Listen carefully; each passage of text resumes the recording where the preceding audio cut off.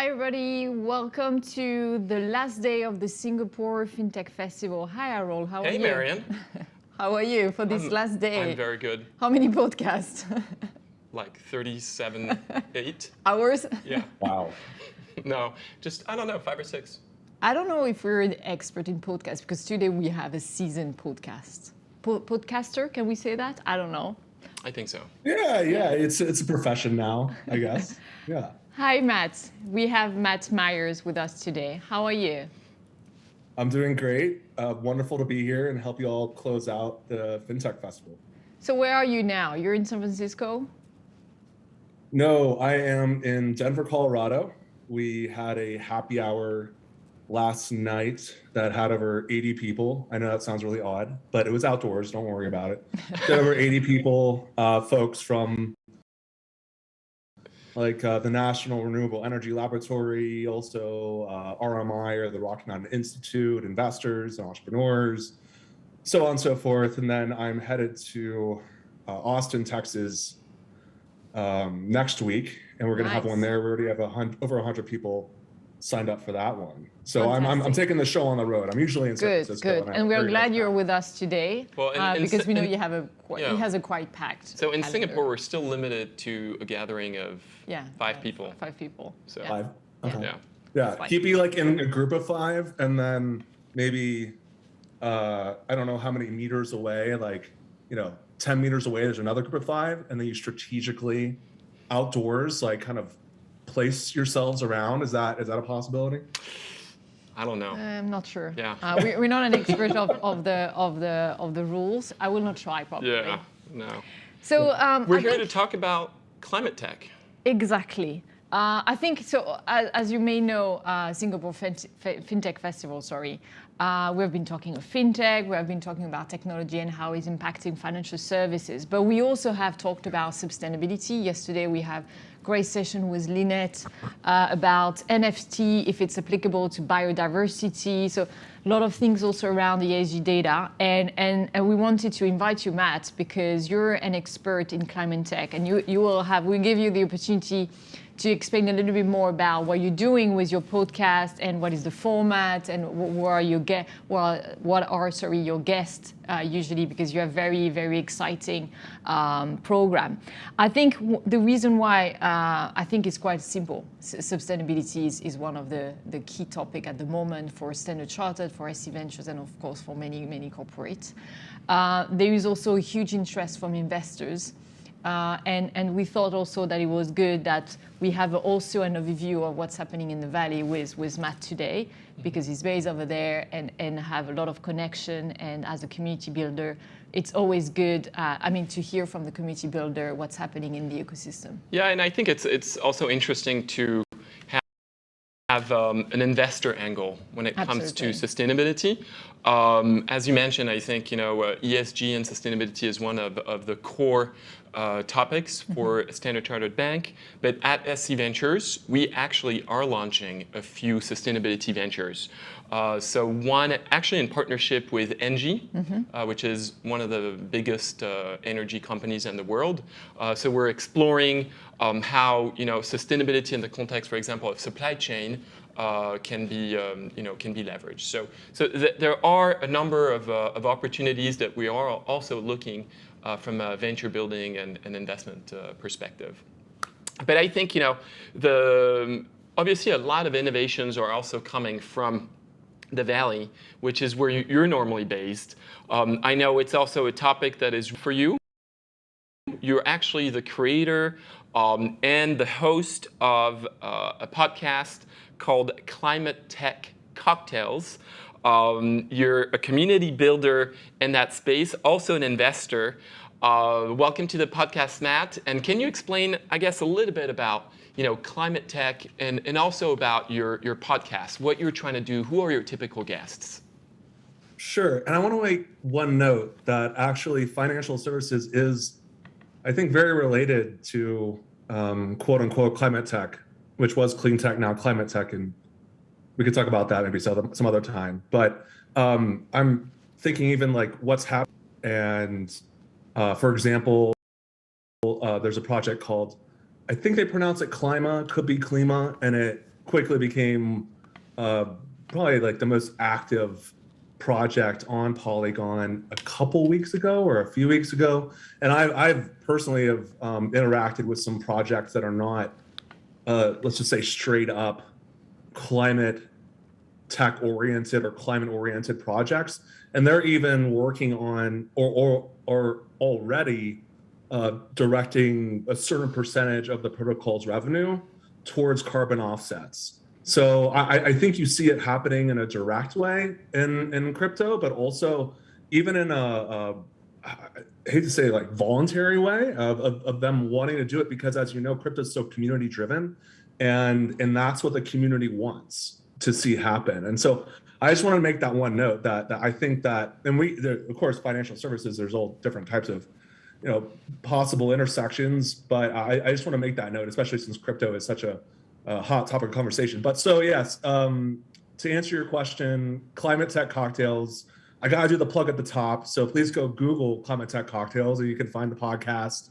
Go listen to it. It's on all the things: Spotify, Apple, Amazon. I don't know what people listen to podcasts on in Singapore or Southeast Asia or that region, but if it's not there, let me know, and no, I will it works. get it. I've listened to some of your podcasts, and that's from one of the platforms that you name now. Yeah, no problem. Great.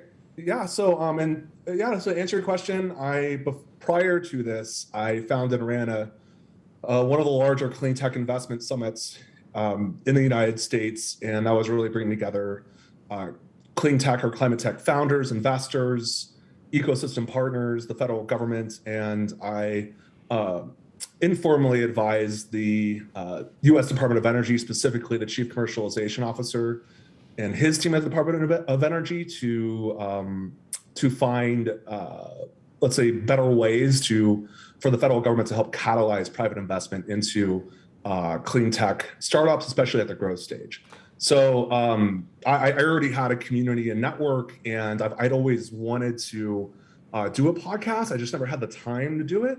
And so I found myself with time and the equipment, and so I launched a podcast, which is really it's all founder guests, climate tech founders, and really across the board stage wise, anywhere from like I've done seed stage to Series D plus. So really all across the board, and the intention was and still is and will always be to capture these conversations that I would have on the road when I ran a conference. I would basically have drinks with founders after the thing being a conference like this. And so we go and usually have beers, have drinks, and those conversations were so amazing. And I just wish I could always capture those conversations in a bottle, that lightning in a bottle, and share with a whole bunch of people. And so that's what the intention is of the podcast, and that's why it's called Climate Tech Cocktails, and that's why we consume usually alcoholic beverages on the show. And so it's usually 2 drinks over an hour, and it's really their founder's journey, life story, the technology, what's happening in the space in general, and it's been really exciting. And so out of the podcast as well, we now have happy hours that have spawned, and that's why I'm in Denver and going to Austin, and it's really just bringing people together again. And now I have a tagline: it's helping people feel human again. Now that we're kind of somewhat emerging from a pandemic, although we're keep falling back into it, but yeah, it's just really kind of bringing people together, and I think it's really important. It's quite interesting what you were saying about the drinks and the conversation after the festival, because I think it's a code. I'm not familiar with other events, but I know that when it's about fintech, it's always been a code. And this is where you probably meet and you build your ecosystem, and it's all about networking. And this is something that is very important. For the fintech side and I think the startup side, generally speaking, this is part of the code. Maybe the question that I have is, how do you choose? What are the criteria when it's about recruiting, if I have to use this word, for being in your podcast? Great question. It started off so now I've released 9 episodes. I have an additional 7 that are either recorded or scheduled. And I started off with founders that I know and really like, and started there. And especially people that I'd like to have a drink with or have had a drink with, and know that they can really have a really interesting conversation. So in summary, they're super not boring, and can have a drink and a good conversation is let's say like the bare minimum, part of the criteria. And then I really look for technologies, of course, that are real and having a big impact, and I think will also be interesting for people to hear and or listen to and learn about. And I don't choose I don't typically choose technologies that might come to mind when people think of climate tech. Yeah, very interesting, because I think, from a technology perspective, we want to work with innovative startups, I would say, as a big institution, but we don't necessarily understand what are the disruptive technologies. I'll be very, very transparent here. Yeah, sure. We actually had a recent case where we know, obviously, the financial industry. We know how to create, I would say, disruptive technologies in that space. But if we combine it with new startups in climate change, that's where we can really have an impact. So I'd be curious to know what are for you some of the biggest innovations in climate technology? Also, another great question. I would also like to note that I think it's awesome that you all are focusing on this area and exploring it and finding ways that you can attack it. I think, first of all, like to give you all a round of applause for doing that and embarking on that journey. And it'll be really exciting to see how that evolves, that thesis evolves over time. And also would like to note that at least in the United States, there are banks that are doing and have been doing some great work in supporting innovation in the space. As an example, Wells Fargo, I'm here in Colorado, and a friend of mine here, she founded a program called IN2 with Wells Fargo. She worked at Wells, and that was in partnership with the National Renewable Energy Laboratory, and they created a incubator accelerator in partnership again with NREL. And it started out with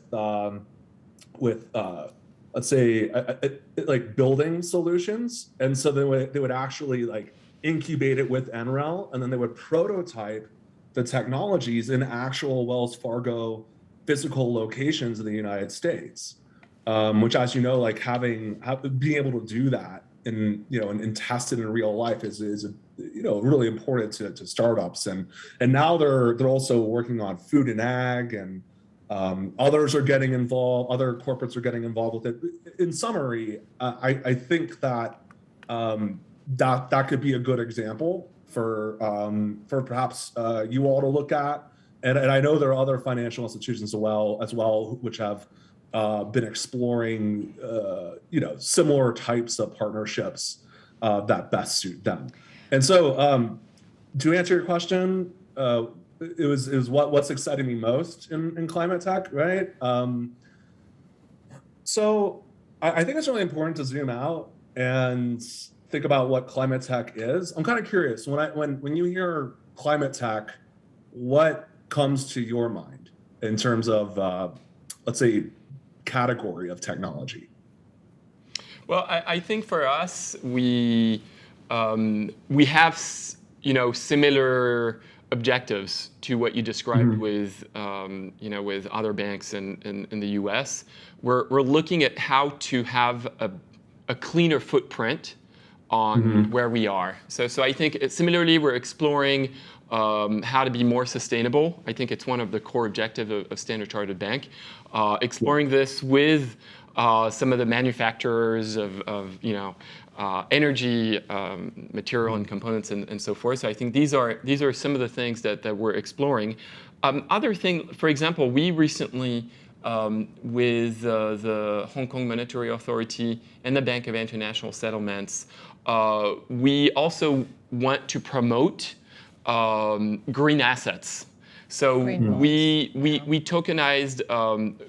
We were selected as one of the participants of the tokenization of green bonds that would be made available for retail investors at a very small denomination, meaning you or myself or Marion, we could invest maybe $10 into green bonds, which is normally an asset class we would never have access to. So I think investing in greener investments. It could be related to the practices related to particular assets and to make them more, greener. It could be also related to, there's a lot of things around trade finance and all the supply chain topic also, generally speaking about, because this is part of our activities to work with our corporate clients and help them on the supply chain topic. Right. But there is something that is. I just want to say, I asked that question because Mary and I have actually had several conversations before around this subject matter, and so I think that's why the question is asked, and it's a good question to ask because I think everybody has a different view and opinion on what climate tech is, and of course, energy is probably the first thing that comes to mind. But the truth of the matter is that climate is everything, right? It's not just energy, it's not just transportation, it's also what we eat, it's what we wear, right? Everything touches climate. And so I think that's a really important way to look at the problem. And but so on that note, I think what is interesting is there is a definition itself about what is climate tech, and let's say it's all the technology that has an impact to make the climate change. Have an impact on the positive impact, of course, on the climate aspect. But then there is also the strategy of the corporate.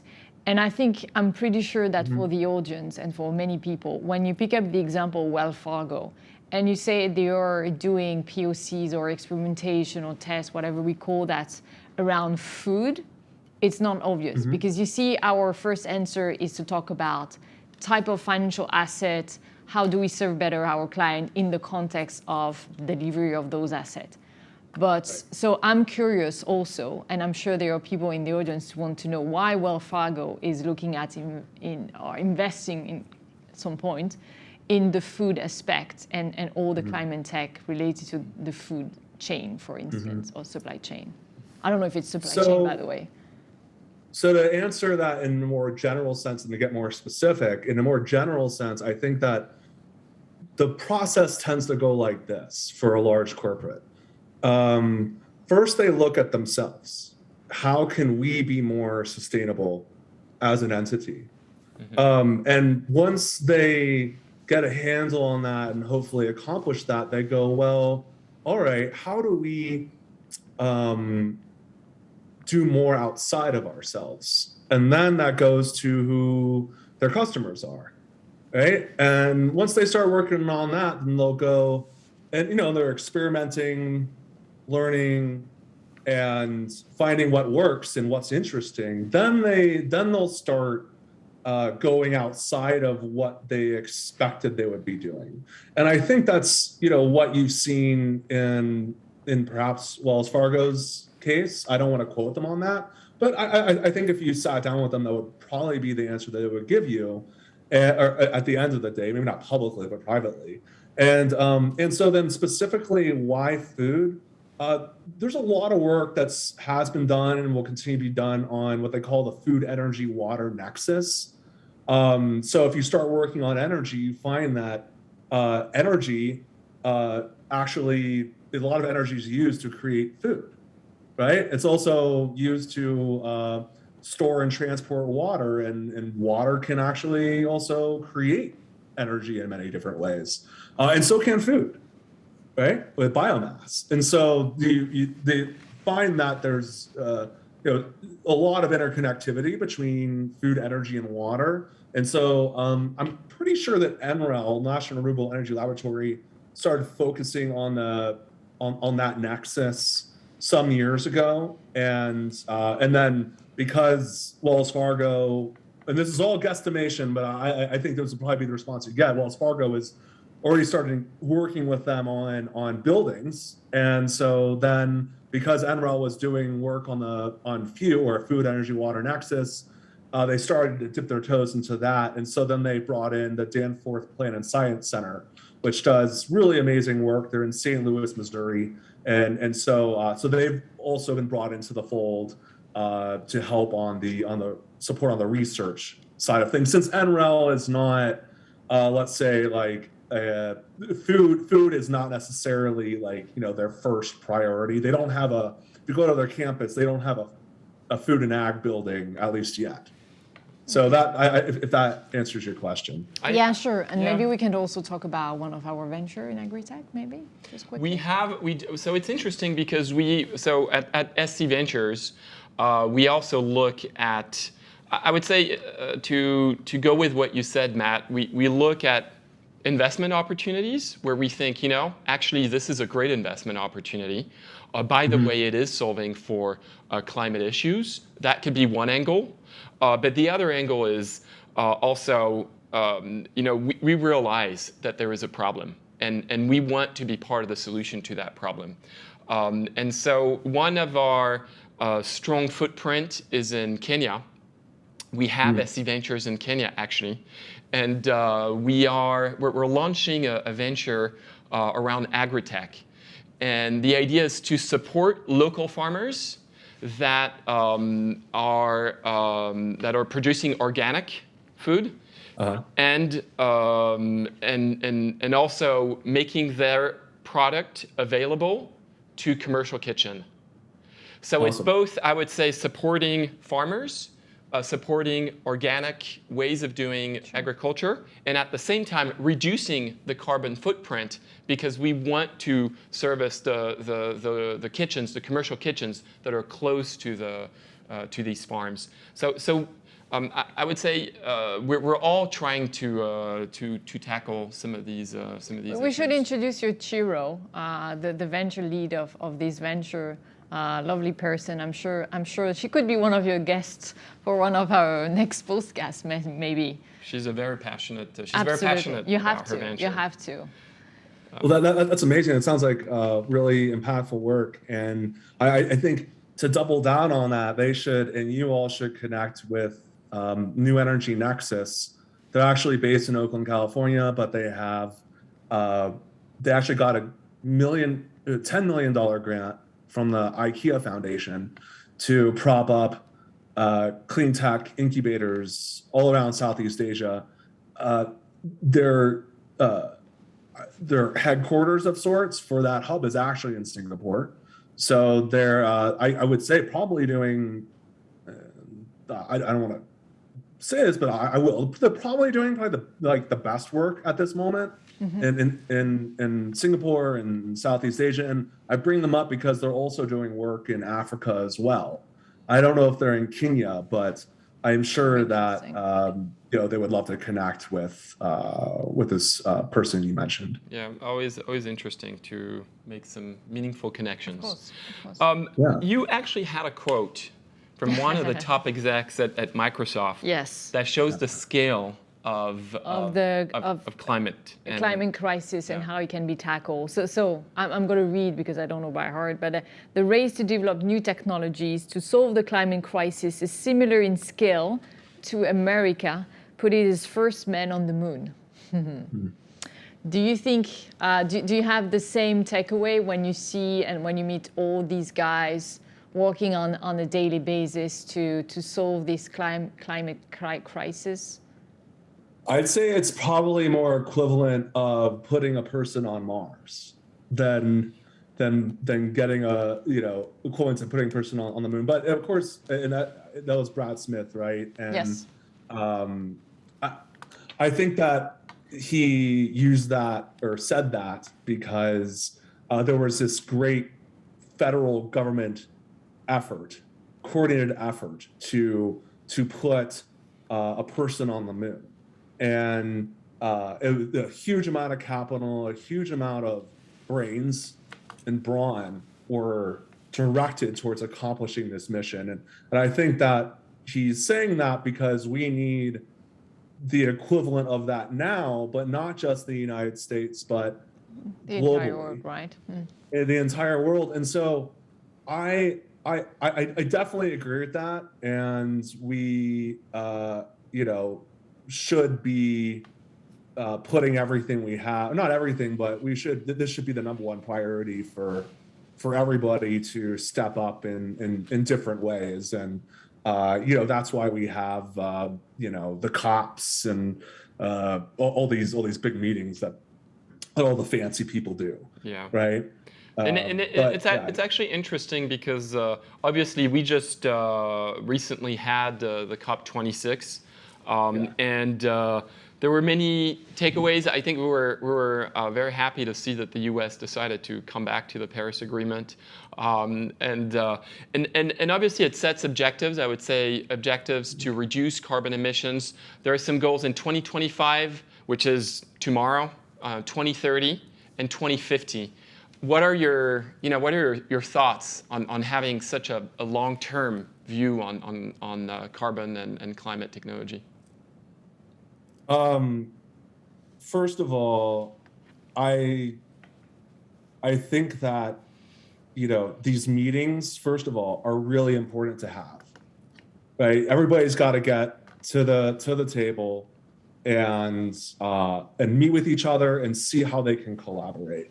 Like, that's extremely important. But look, that's great. The U.S. came back to the table, but it's still, to be frank, far, far short of what needs to be done. And, I would say it's extremely disappointing overall what came out of it.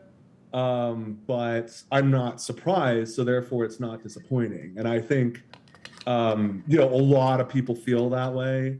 And I'll tell you, it's probably not going to change next year or the year after or by 2025. And that's not to say that people shouldn't be, doing this. Government should be doing this. They should.